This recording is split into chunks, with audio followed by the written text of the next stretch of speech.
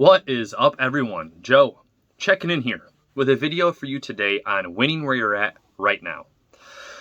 I wanted to record this video because a lot of people struggle with where they're at and whether it's feel like they're in a dead-end job or they're not really just getting where they want, and they have aspirations or goals to start a side hustle, invest in real estate like I am, or grow into something better. So there's 3 areas that I'm going to hit in this video that will hopefully help you out to give you a new perspective, so that way you can take these ideas and principles and move them and leverage them in a positive way to positively affect your life.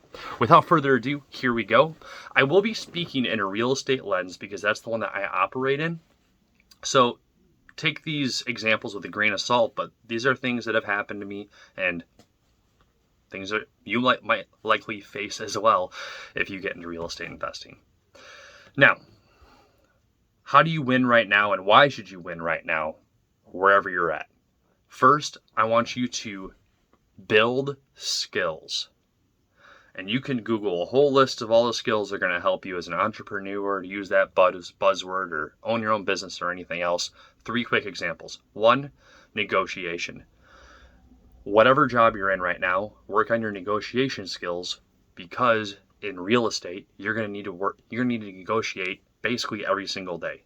You're going to have contractors that are going to show up with bids. Some are going to be too high. Some are going to be missing things. You need to negotiate those. Their labor, property management fees, agent listings, all sorts of stuff you're going to need to negotiate on. Second, handling objections. Whatever job you're in, handle objections and situations of conflict, so that way you can get better at that, because in the future, if you're in real estate, you're going to have tenants. They're going to have plenty of excuses on what went wrong and why it's your fault or not theirs, and you need to handle those objections. Another example is working with a team.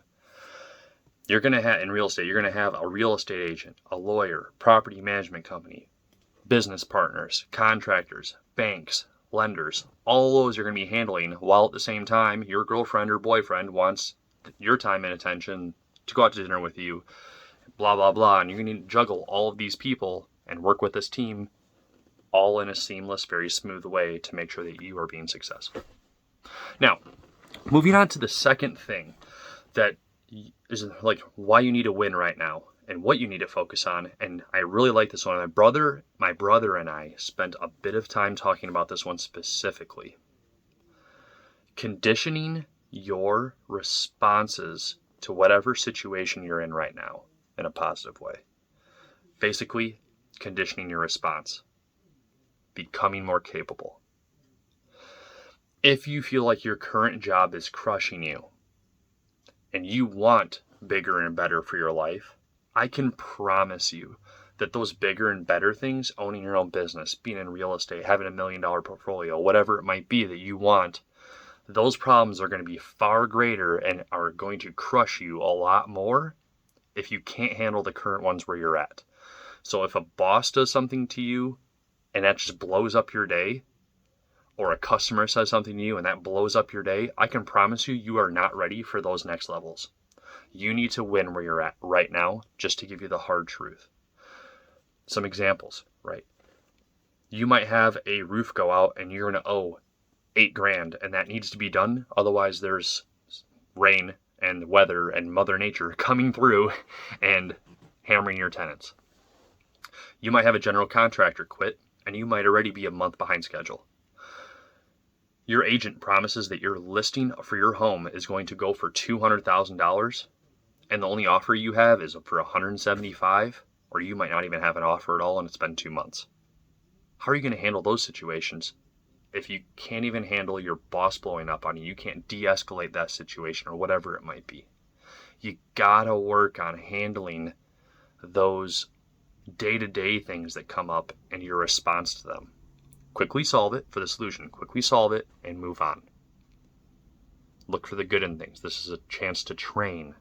This is not a negative. This is a chance to get better. Now, moving on. The third and final thing, networking. This is super underrated. Your job, wherever you're at right now, you will, and especially if you're watching this if you're younger, you're going to have many jobs likely that will lead you into whatever you're going to become. So whether it's a real estate investor, owning your own business, or whatever it might be, you will likely work for a couple other jobs first. You're going to start at Culver's, then you're going to work, I don't know, at somewhere else, and you're just going to work your way up. Shout out to Culver's, they make great cheese curds. Networking. You have current and you have future. Let's hit the current first. You have the opportunity to become and be one of the best, if not the best, team member in wherever you're at. If it's in your area of offices, if it's in your current business, if it's on a certain team you're in, whatever it is, you have the opportunity to be the best. Now, going back to like elementary school when you're getting picked for kickball or whatever, the people that were picked first usually were picked first because they had great hands or they had a cannon of a leg or something like that.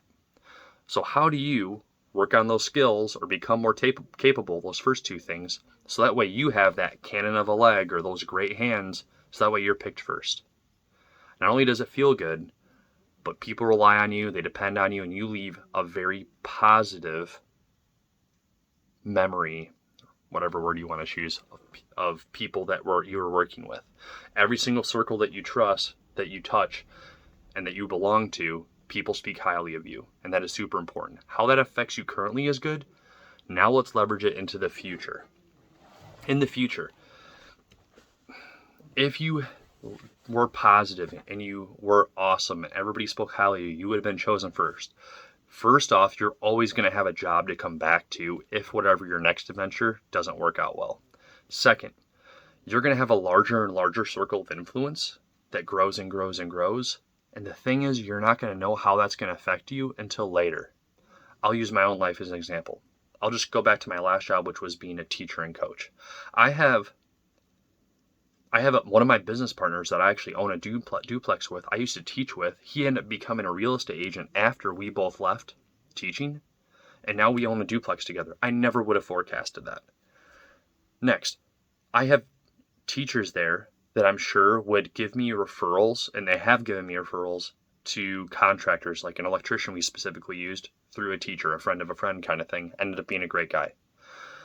I might have those people that want to lend money to me down the road for private money on deals for rehabs, projects, flips, whatever it might be, and I need access to capital. They might supply that to me. I never would have picked who those people were, but they might reach out to me and want to partner up or joint venture on something and become business partners in some way.